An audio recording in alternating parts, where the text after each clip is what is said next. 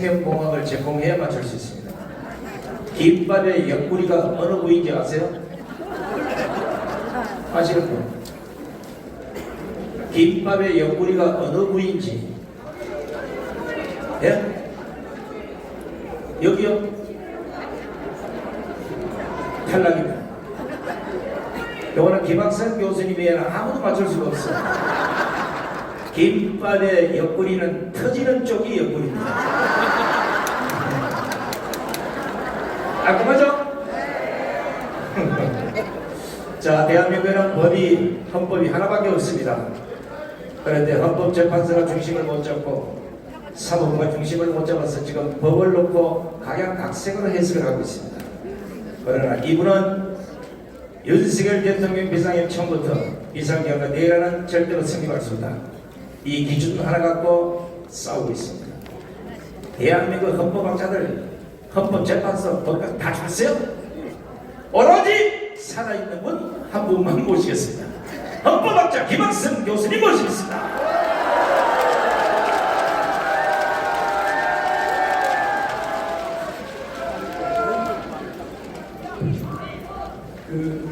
우리 손상대 대표가 집사인데요.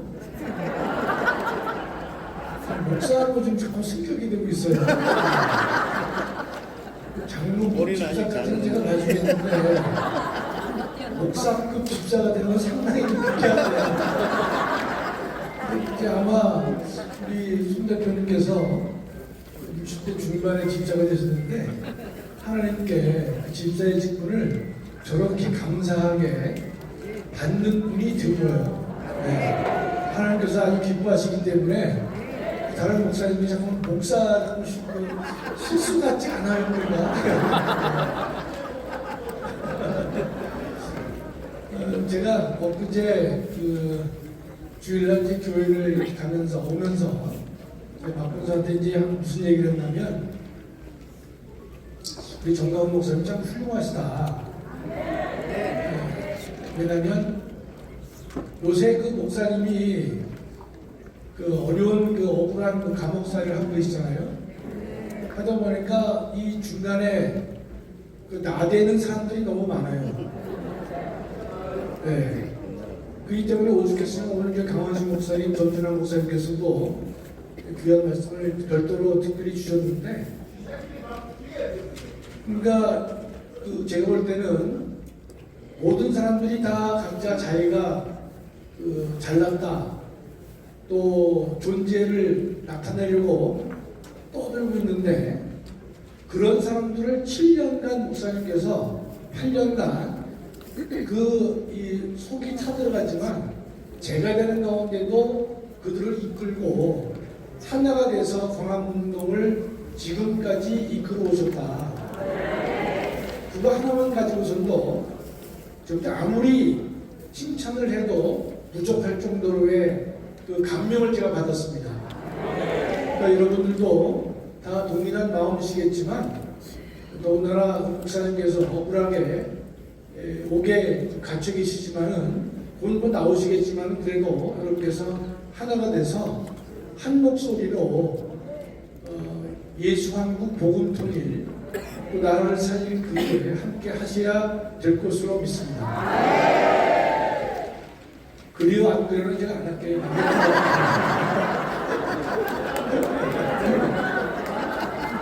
제가 사실상은 전준환 목사님이 그리어 안무를 잘하셔가지고 제가 이 동일한 버전을 할 수 없잖아요. 그래서 함경도와 평안도 발언까지 제가 조사를 해봤는데 아직 그 맛이 나질 않아서 공개를 못하고 있습니다.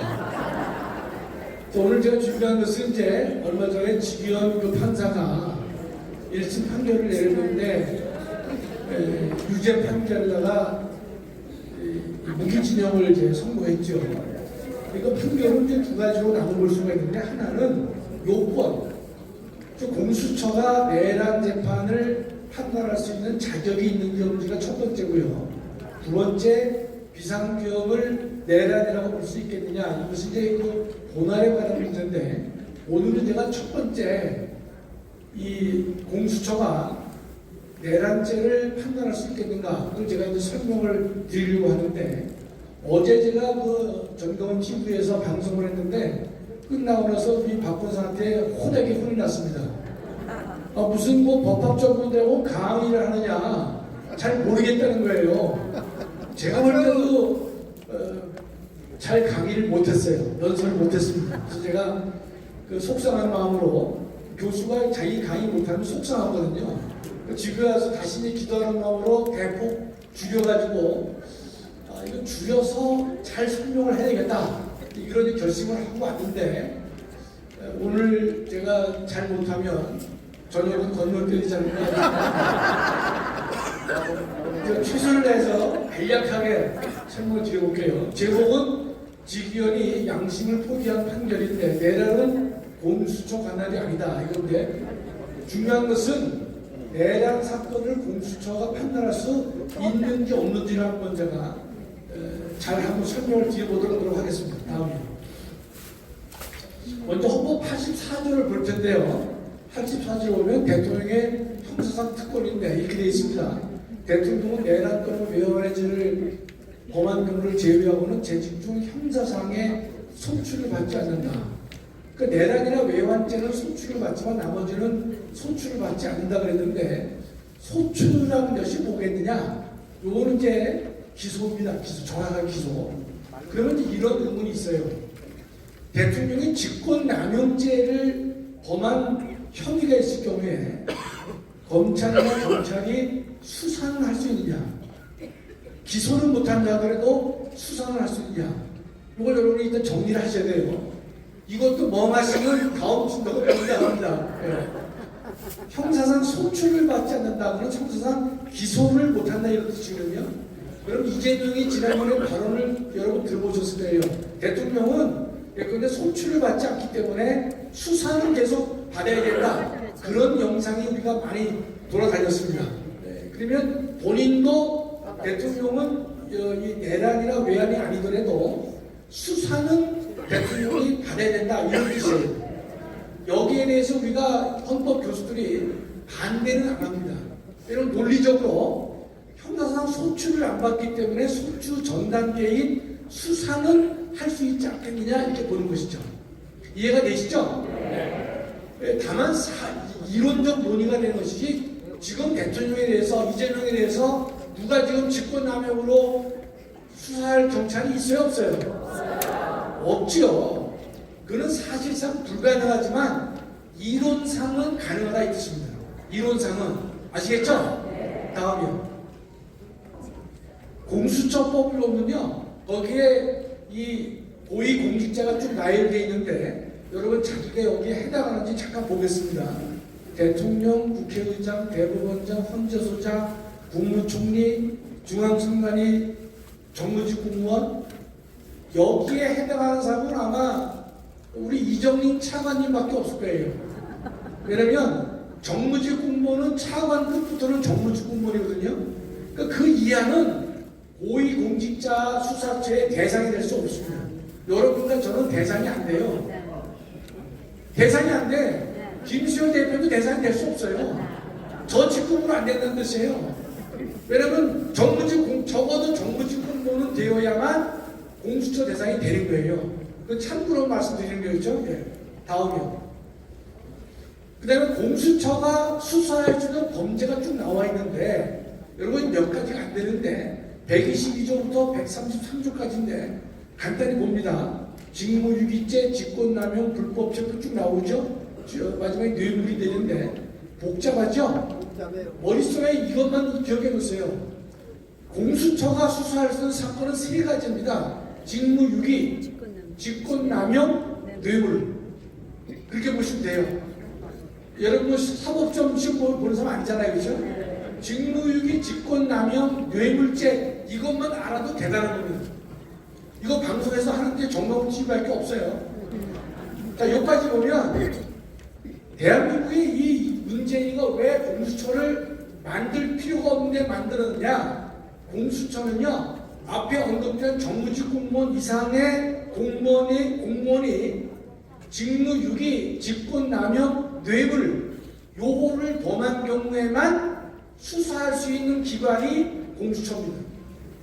그러니까 이런 기관을 만들 필요가 없다는 걸 계속 얘기하는 이유가 뭐가 있냐면, 이와 같이 이런 정부직 공무원 이상의 공무원에 대해서 직무유기, 직권남용, 뇌물죄로 처벌하는 것을 그것만 수사하는 수사기관을 만든 나라가 없습니다. 전 세계 20개 국가에서 이런 존재가 없어요. 문재인만이 이걸 만들었단 말이죠. 만들 필요가 없는 걸 만든 거예요. 현재 예산이 1년에 240-50억씩 여기에 들어갑니다. 헛돈 쓰는 거예요. 예컨대 국무총리가 뇌물죄가 문제됐다. 그러면 경찰이나 검찰이 수사하면 되잖아요. 그렇죠? 별도로 만들 필요가 없습니다. 그러니까 여기 공수처는 여기 보면 직무유기, 직권남용, 뇌물죄만 판단할 수 있는 거예요. 수사할 수 있어요. 예를 들어서 다음이요. 국무총리가 뇌물을 받았다. 그러면 공수처가 수사할 수 있어요, 없어요? 있어요. 겨 아니야?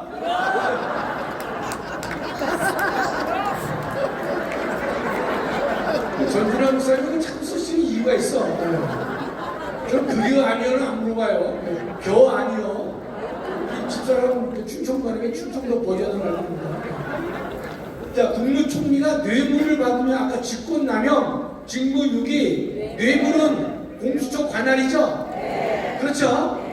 질문, 국무총리가 사람을 죽였거나 강간을 했거나 강도짓을 했다는 혐의가 있으면 공수처가 심사할 수 있어요, 없어요? 없어요. 없는 거예요. 공수처는 뭐만 해요? 직무유기, 직권남용, 뇌물. 그것만 그밖에 못하는 거예요. 그러니까 국무총리가 살인이나 강간이나 강도하더라도 이거는 공수처가 심사 못합니다. 자, 그러면 제일 네 번째 줄, 대통령이 내란이나 외환죄를 수사할 수 있어요, 없어요? 없어요. 직무유기, 직권남용, 뇌물 이것만 하도록 법이 딱 정해져 있는 것이에요. 그렇기 때문에 총리가 사람을 죽이거나 강간하거나 강도짓을 했다 하더라도 공수처가 수사할 수가 없어요. 그렇다면 대통령의 내란에 대해서 수사할 수가 있어요, 없어요? 없는 거예요. 법에서 분명히 없다라고 돼 있단 말이죠. 이해가 되시죠? 다음이요. 그런데 얘들이 이제 뭘 가지고 이제 장난질을 쳤냐면 세 가지 직권남용, 직무유기, 뇌물죄만 수사할 수가 있는데 요거와 관련된 범죄를 범했을 때에는 수사할 수가 있다 그랬어요. 근데 이거는 지극히 당연한 거예요. 자, 첫 번째 보시면요. 그 가본이 좀 복잡한데 이런 겁니다. 그 이제 국무총리가 뇌물을 먹었어요. 그랬는데 김수현 대표가 실명을 걸어서 죄송한데 김수현 대표는 고위공직자 수사 대상이 안 된다고 그랬죠? 저도 안 되고 다 안 돼요. 그런데 그 국무총리가 뇌물을 먹는데 거기에 교사 또는 방조 도와줬다든지 이런 일을 했을 때는 저같이 공수처 수사 대상이 안 되는 사람이라 하더라도 공수처는 수사할 수가 있다는 거예요. 왜냐하면 고위공직자의 뇌물을 수사하다 보니까 고위공직자는 아니지만 그 뇌물죄와 연관된 사람이 있으면 그 사람은 고위공직자가 아니더라도 수사할 수가 있다는 겁니다. 이건 맞죠? 상식적으로 맞죠? 그렇죠? 정말 제가 설명을 잘하는 겁니다.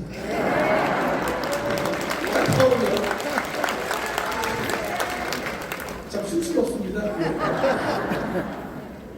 그 다음에 이 부분이 여러분 이제 잘 이해를 하셔야 되는데 이 라본인데 제가 잠깐 읽어볼게요. 고위공직자 범죄 수사 과정에서 인지한 그 고위공직자 범죄와 직접 관련성 있는 죄로서 해당 고위공직자가 범한 죄. 좀 복잡하죠? 그런데 이래서 이 교수가 필요한 겁니다. 우리 설명을 해줄 거 아니에요, 그렇죠? 자, 여기서 보면 꼭 머리에 기억하실 건 뭔가면 수사 과정에 인지한 요 말입니다. 요 말을 잘 이해하셔야 돼요. 자, 그러면 이겁니다. 윤 대통령에 대해서 직권남용으로 고소 고발을 했어요. 그 다음에 내란 혐의로 고소 고발을 했습니다. 그러면 직권남용에 대해서는 수사는 할 수 있어요, 없어요? 있어요. 아까 있다고 봤죠? 일단은 이론적으로는 가능하다고 봤잖아요. 그런데 내란은 할 수 있어요, 없어요? 없지요. 그렇죠? 없는데도 불구하고 공수처가 이 사건을 수사를 했단 말이죠. 그러면 어떤 문제가 생기느냐? 고위공직자 범죄 수사 과정에서 인지한 또 다른 범죄, 수사 과정에서 인지한 또 다른 범죄를 해야 돼요. 예를 들어서 직권남용을 조사하다가 새로운 범죄가 드러나면 그거는 조사할 수 있어요. 그런데 그 범위가 다음 거 먼저 합시다. 다음 거예요. 동종범죄. 이건 제가 만든 게 아니라 법에 나와 있어요. 그게 뭐냐면 다시 앞으로 가요. 수사 과정에서 인지한 사건이 무슨 말이냐면 직권남용으로 수사를 하다가 수사의 과정에서 보니까 이 인간이 직무유기도 한 거예요. 이 인간이 뇌물도 받아먹었어요. 그럴 때 여기 나와 있죠. 동종범죄라고. 이 공수처법에 나와 있는 동종범죄니까 직무유기, 직권남용, 뇌물이에요. 고소는 직권남용으로 고소가 됐는데 수사하다 보니까 이놈이 직무유기가 또 있는 거예요. 이 친구가 뇌물이 있는 거예요. 그럼 수사할 수 있어요, 없어요? 있어요. 있다는 뜻이에요. 근데 여기서 중요한 것은요, 수사 과정에서 인지해야 됩니다. 그 뜻이죠. 따라서 수사도 안 해보고 직권남용으로 고소가 됐고 내란죄로 고발이 됐을 경우에 공수처는요, 내란죄는 판단할 수 없기 때문에 배제를 해오는 것이에요. 수사 과정에서 내란이 드러난 게 아니란 말이에요. 맞아요. 수사 과정에서 내란이 드러났다 하더라도 수사권이 없는데 하물며 수사 과정도 아닌 상태에서 인지한 범죄를 판단할 수가 없는데 공수처가 그 일을 했다는 겁니다. 요 내용은요, 조금 뒤에 보면 직위원도 요 말을 합니다. 아시겠죠? 그러니까 수사 과정에서 인지한 사건인가 아닌가가 중요한 쟁점이 될 수가 있는 것입니다. 또 나와요. 다음이요. 자, 동종범죄 넘겨보십시오. 대법원 판결이 있는데 이게 뭐 여러분 재밌으니까 제가 소개해 드리는데 본 사건과 관련이 되고 직위원도 이 대법원 판결을 원용하고 있습니다. 이건 뭐냐면 이제 경찰이 송치한 사건인데 검찰이 어느 정도까지 수사할 수 있느냐? 여러분 사건 번호를 보면 2022라고 있죠? 이건 도는 대법원 사건인데 2022라는 말은 뭐냐면 2022년도에 대법원에 접수가 됐다는 거예요. 그러면 이 사건은 언제쯤 결론이 나온다면 한 2년 걸리겠죠? 그러니까 2024년이나 25년에 내린 판결이에요. 아시겠죠? 그러니까 직위원이가 그 판결문을 읽을 때 이 최근에 대법원에서 이러한 판결을 내렸다라고 말을 합니다. 그 판결이 바로 이 사건입니다. 2022 도란 말이죠. 그렇죠? 여러분 찾아보실 필요 없어요. 제가 설명을 잘 해놨어요. 다음에. 근데 사건이 어렵지가 않아요. A가 있고 B가 등장하는데 두 놈 다 아파트 분양 사기 사건에 연루가 된 사람이에요. 그런데 A는요, 안양 아파트 분양 사기에 연루가 됐어요. 안양 외우실 필요 없어요. B는 안양과 부산과 속초의 아파트 분양 사기 사건에 연루가 된 사람이에요. 그런데 경찰은요, 수사를 하다가 A만 검찰로 넘겼습니다. A만 안양 아파트 분양 사기 사건에 A만 검찰로 넘겼어요. 근데 검사가 수사를 하다 보니까 B의 안양 아파트, 부산 아파트, 속초 아파트까지도 검사가 수사를 한 겁니다. 다시요. 자, A 아파트 분양, A의 안양 아파트 분양 사기 사건에 대해서 경찰은 검찰로 보냈어요. A만 보냈어요. 그런데 검사가 수사하다가 B의 안양, 부산, 속초 아파트까지도 이놈이 분양을 사기를 했네. 그래서 검사가 A도 처벌하고 B도 처벌하는 겁니다. 그러면 상식적으로는요, 아니 좀 B가 죄를 짓지 않느냐, B가. 제가 근데 안양, 부산, 속초에 아파트 분양 사기를 했으니까 쟤는 처벌받아야 옳지 않느냐라는 생각을 보통 하겠죠. 그러나 법은 그렇게 허술하게 되어 있지 않은 것이에요. 경찰에서 수사를 맡겼으면 그것만 검찰은 판단을 해야 옳다는 것이에요. 아시겠죠? 네. 자, 그럼 이 사건에서 다음이요. 검찰은 B 사건도 수사를 했어요. 그런데 처음에 보면 B가 안양 아파트 사기 사건을 연루가 됐죠. 요거는 수사할 수 있다고 본 거예요. 왜냐하면 A의 사건이 뭐예요? 안양 사건이죠. 그러니까 B도 다른 말은 안 했지만 안양 사건이니까 검찰은 수사가 적법하다고 본 겁니다. 그러나 밑에 넷째 줄 B가 부산이나 속초 아파트 사건에 대해서는 검찰이 수사할 수가 있다 없다? 없다. 없다. 아 정말 우수한 분들이에요. 여러분들 제가 아무리 설명을 잘했다 그래도 이게 여러분 반응이 시원찮을 수가 있는데 역시 여러분들은 내가 볼 때 대한민국을 책임질 수 있는 분들이에요. 여기서요 요 사건을 직견이가 판결문에서 얘기를 합니다. 이 판결이 있다는 거예요. 그러니까 자 정리해보면 경찰은 A의 안양 아파트 분양만 검찰은 넘겼어요. 그럼 검찰은 A 사건만 해야 되는데 B 사건도 수사를 했어요. 그러나 B 사건 중에서 안양 사건은 적법하다고 본 거예요. 아시겠죠? 그러나 경찰이 말하지 않은 속초와 부산 사건은 검사가 수사할 수 있다 없다? 없다. 자, 요 사건을 직견이가 얘기를 하고 있단 말이죠. 이 말은 뭔가면 지금 공수처가 내란 사건을 판단할 수가 없거든요. 그런 경우에 이 사건을 검찰로 넘겼어요.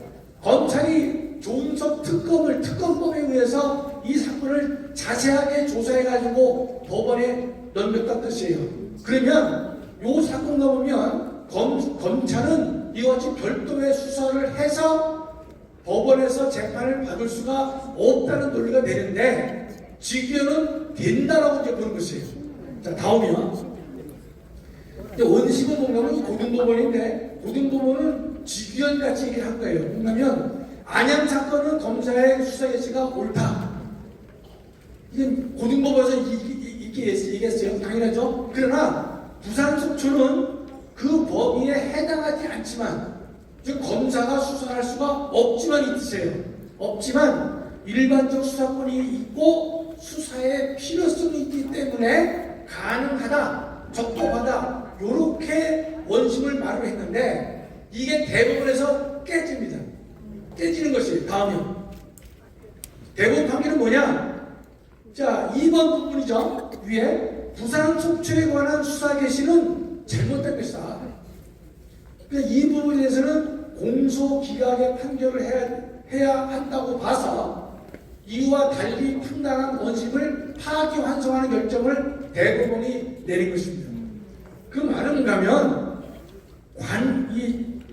검찰이 수사할 수 없는 것을 수사하면요 그는 관할권이 없는 걸 했기 때문에 공소기각의 판결을 해야 된다는 것이에요. 그렇다면 이번에 직위원 판결도 공소기각을 해야 되는데 재판을 진행하고 있는 것이에요. 그러면 그때 구호를 외칠 때 무죄냐 공소기각의 판결이냐 이런 구호를 많이 외치셨죠. 그러나 공소기각의 판결을 알고 많은 사람은 제가 볼 때 천에 하나예요. 몰라야 당연한 거예요. 자책하실 필요 없어. 예. 다음이요. 자, 다음이요. 직위원 판결문을 보시면 제가 지금까지 설명한 것을 여러분이 한번 직위원 판단을 한번 우리가 적용을 한번 해보자 이 뜻이에요. 그렇죠? 공수처는 고위공직자 범죄 수사에 착수하여 수사를 진행해 나가는 과정에서 파악하게 된 새로운 범죄를 의미한다는 것으로 보아야 하고, 이게 뭔 말이에요? 수사하다가 인지한 사건이라야 된다는 것이죠. 벌써 잊어버렸어요? 아니요. 자, 다시 앞으로 다시 한번 가봐요. 그 부분을. 알았어요. 다시 더 앞으로 보세요.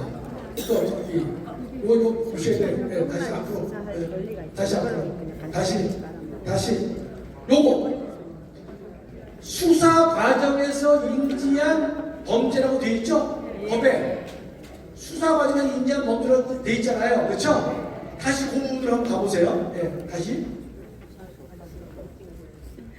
그 앞에. 여기 보면 공수처는 고위공직자 범죄 수사에 착수하여 수사를 진행해 나가는 과정에서 파악하게 된 새로운 범죄를 의미하는 것으로 보아야 하고, 그러니까 직위원도 뭐라 그래요?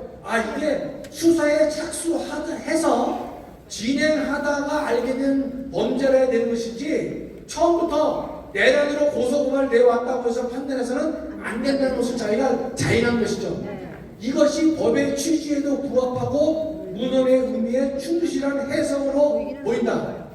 그러니까 직위원도 요 판결문 측면에서 보면 공수처가 관련 범죄를 수사하려고 하면 수사를 진행해 나가는 과정에서 알게 된 새로운 범죄라야 된다는 것을 직위원은 좀 자인하고 있잖아요. 그렇죠? 예. 다음이요. 제가 혼자만 떠들어서 좀 생각해서 다음이요. 효율적 수사 등의 필요가 크고 그래가지고 했는데 이제 뭐 넘어가요. 예.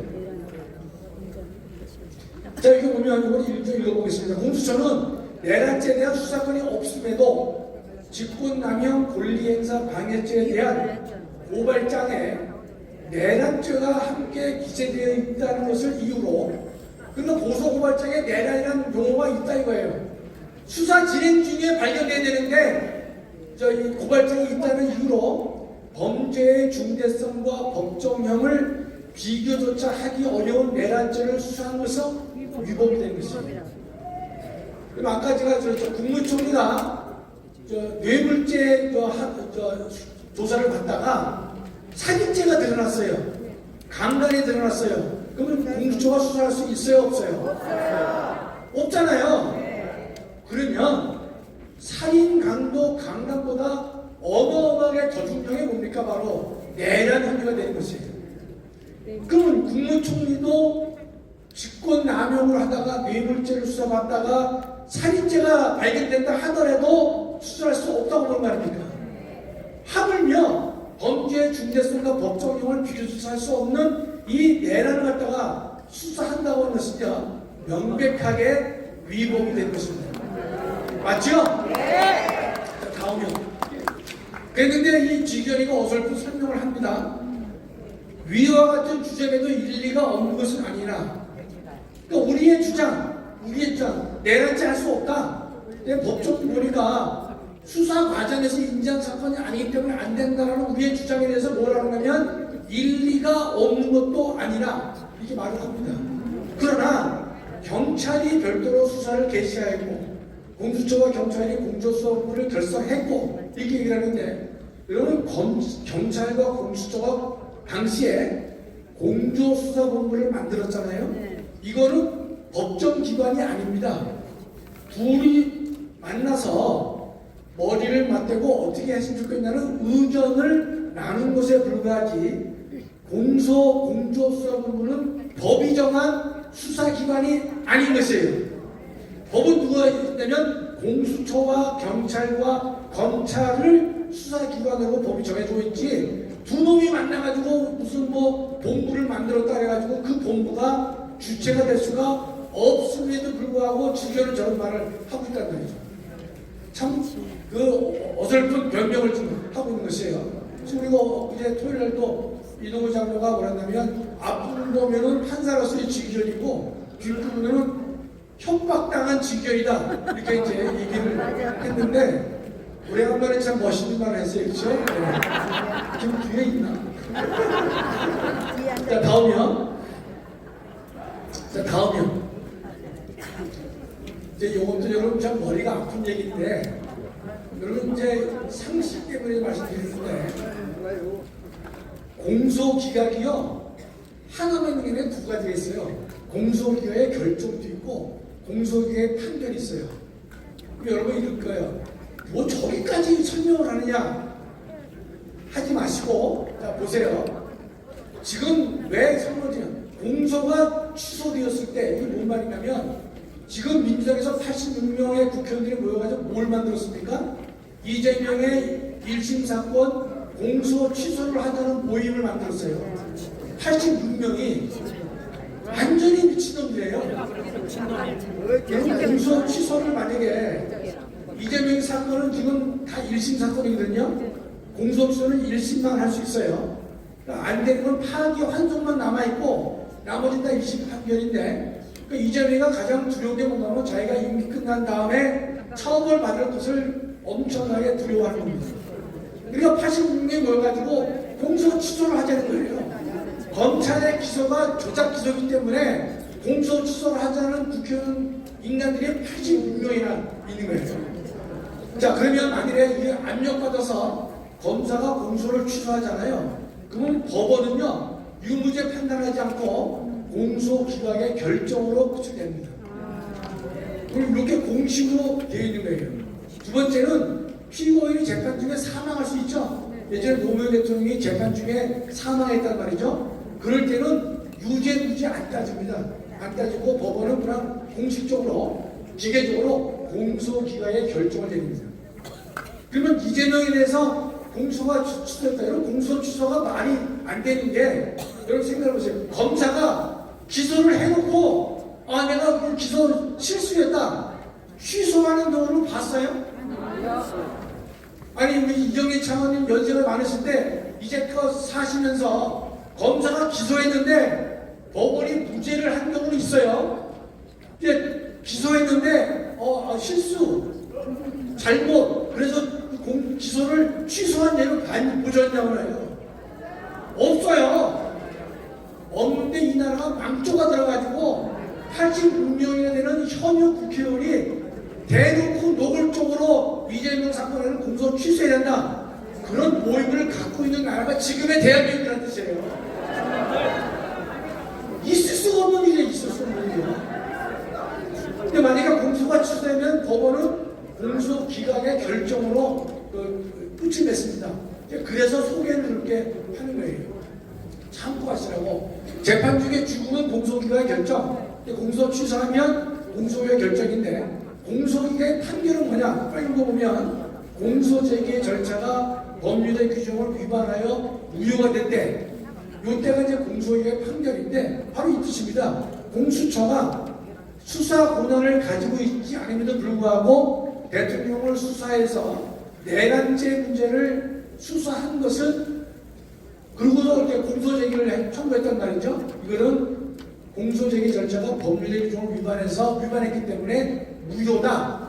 그래서 많은 사람들이 공소기각의 판결을 해달라 아니면 무죄를 해달라 이렇게 요구를 했던 것입니다. 하여튼 뭐 제가 자세히 말씀드렸지만 곧 잊어버리실 거예요. 잊어버려야 교수들은 장사가 됩니다. 그 학원 강사가 제일 싫어하는 사람은 누군지 아세요? 하나를 가르치면 영어를 하는 사람 제일 싫어합니다. 네. 다음이요. 마지막입니다. 공수처는 내란 사건을 처리할 권한이 없습니다. 그다음에 공조수사 부분은 단순한 협의체에 불과하기 때문에 적법한 수사 기관이 아닌 것이죠. 따라서 경찰이 사건을 넘겼다고 해서 불법이 해소되지 않는 것이고 공수처의 기록을 받은 검찰이 별도의 수사를 해서 한 것도 이거는 현행 공수처법을 위반한 경우에 해당합니다. 따라서 공소기각의 판결을 내렸어야 되는데 이 지견이가 유죄를 갖고 그 다음에 이제 무기징역을 했는데 지금 제가 그 내일 너라에서 본안 판단을 할 겁니다. 비상경 선포가 내란이 아니라고 해놓고서도 뭐 내란으로 몰고 갔는데 그런 본안에 대해서 제가 내일 전국 TV에서 제가 방송을 제가 하려고 하는데 오늘까지 뭐냐, 공수처는 내란죄에 대한 관할권이 없다. 여러분 머릿속에 이렇게 생각해주세요. 국무총리가 뇌물죄로 공수처에서 수사를 받다가 살인 혐의가 있다, 강간 혐의가 있다, 뭐 강도 혐의가 있다 그러면 수사할 수 있다 없다? 없다. 없지요. 그것만 생각하면 대통령의 직권남용에 대해서 수사가 이론적으로 가능하다 하더라도 내란이나 외환죄는 공수처가 수사할 수 있는 권한이 명백하게 없다 뜻입니다. 가오 없지요. 감사합니다. 자, 수고하신 우리 김학성 교수님께도 함께 박수를 보내주십니다. 개인적인 생각은 없는데 김학성